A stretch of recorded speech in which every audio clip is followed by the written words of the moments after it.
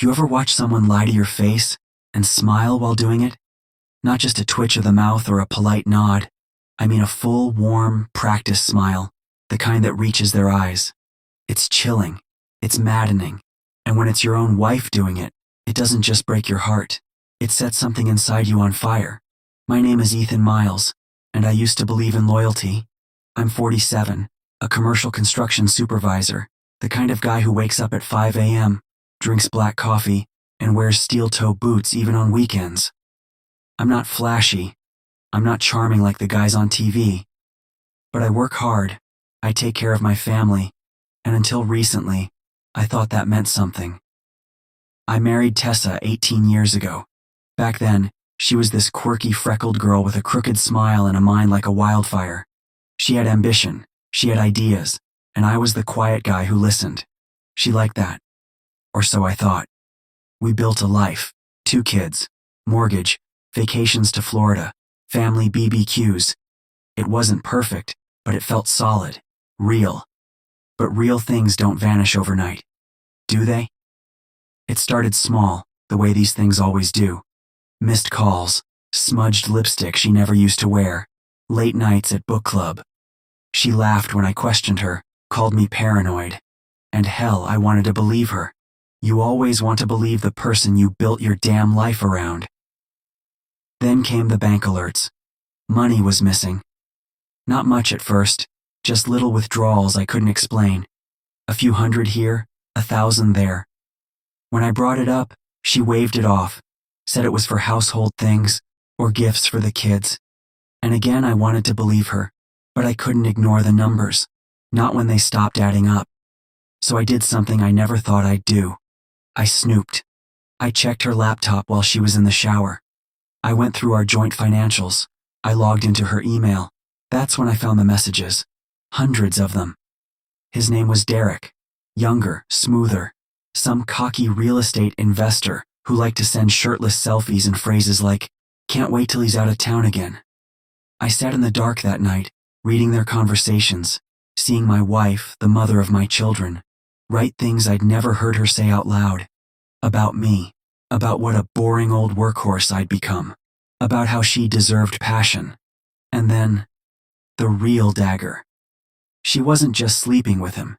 She was helping him siphon our money.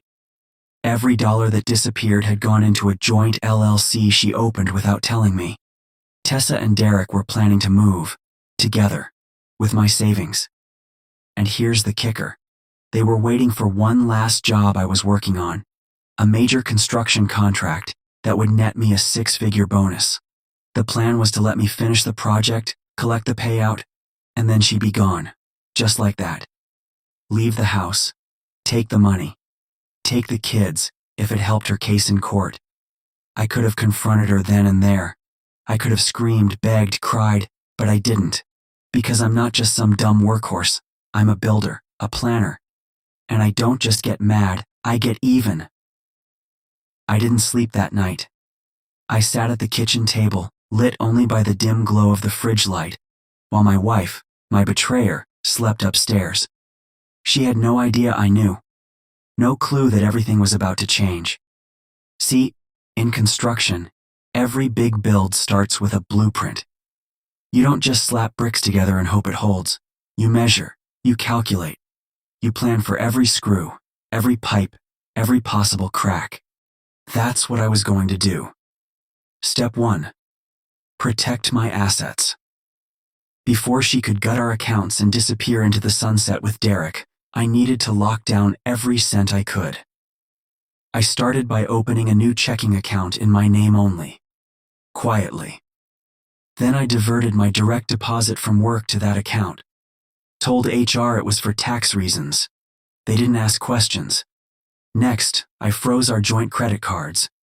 Told the bank we were victims of fraud.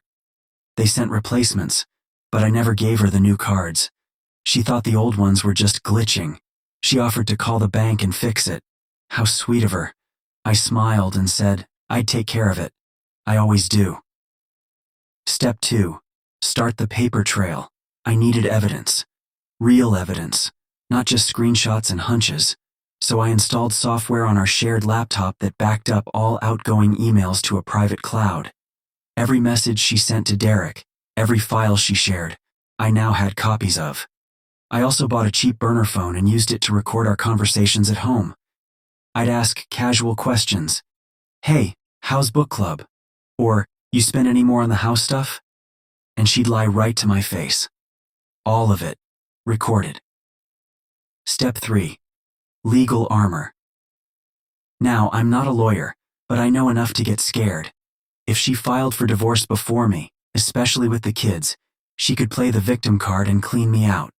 I needed someone smart.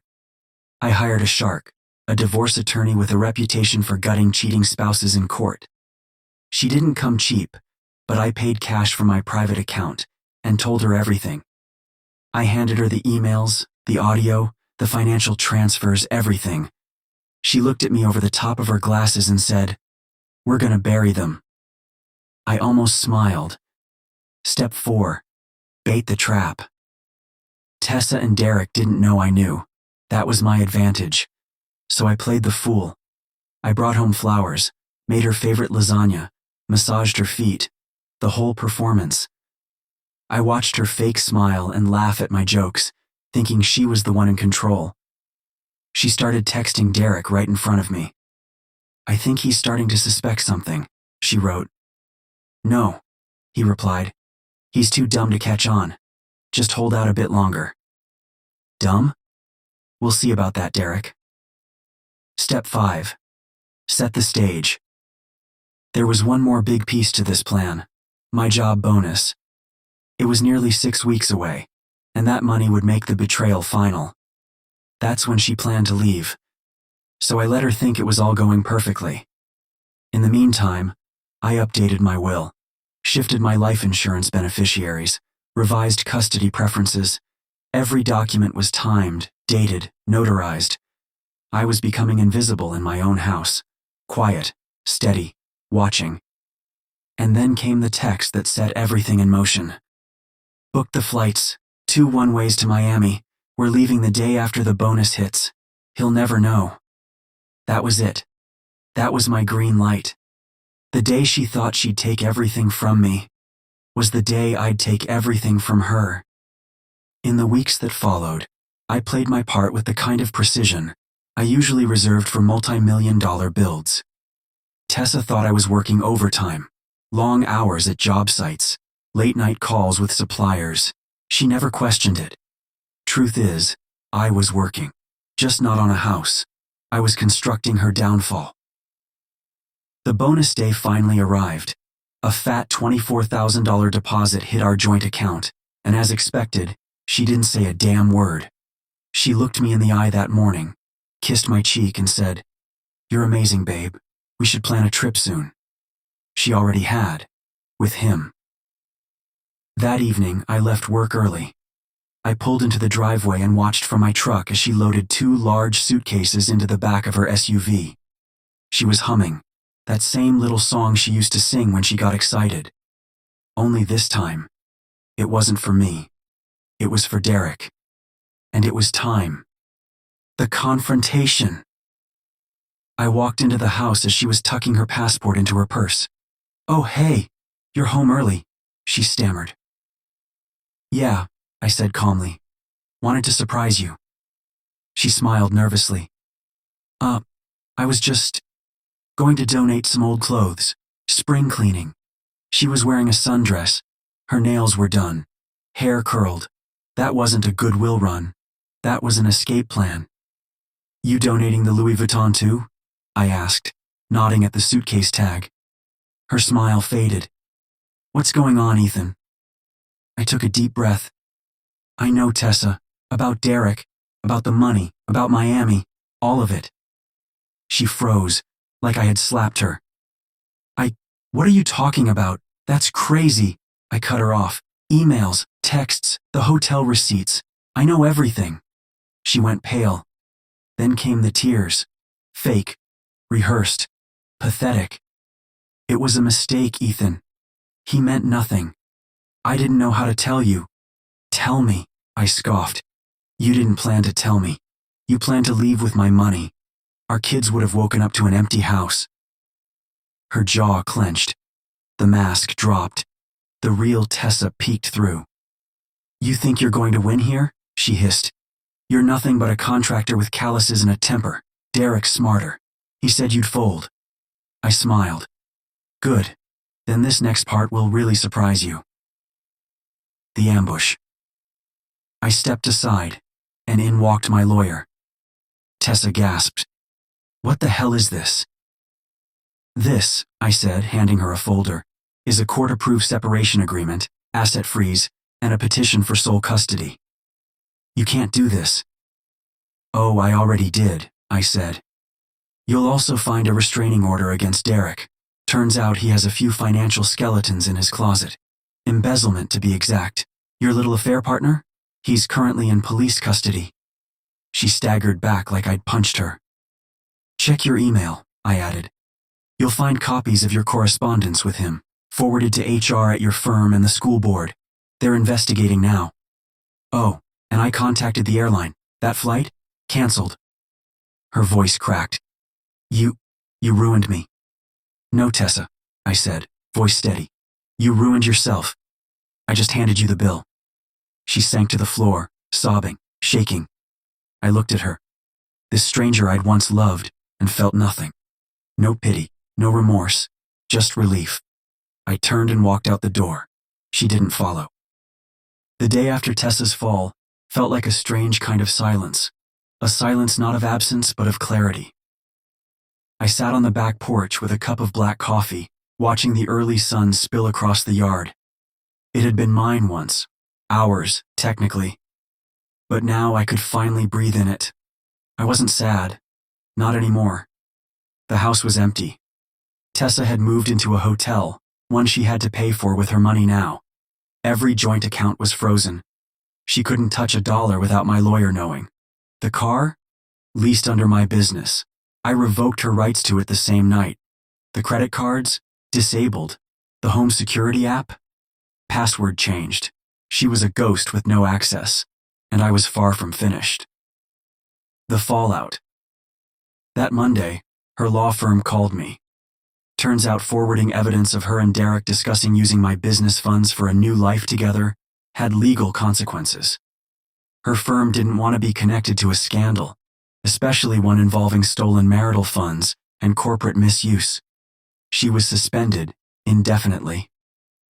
The school board, too, wasn't thrilled about a mother abandoning her kids for a weekend affair, especially when the screenshots of her emailing Derek explicit plans from the PTA meeting surfaced. I didn't have to dig far. She had used the same phone for everything. Sloppy. One by one, the pillars of her perfect life collapsed. She texted me once that week. "You're destroying me, please stop, I was confused." I didn't reply. Instead, I focused on my kids. They were my priority. My son Caleb asked, "Why isn't Mom coming to the game anymore?"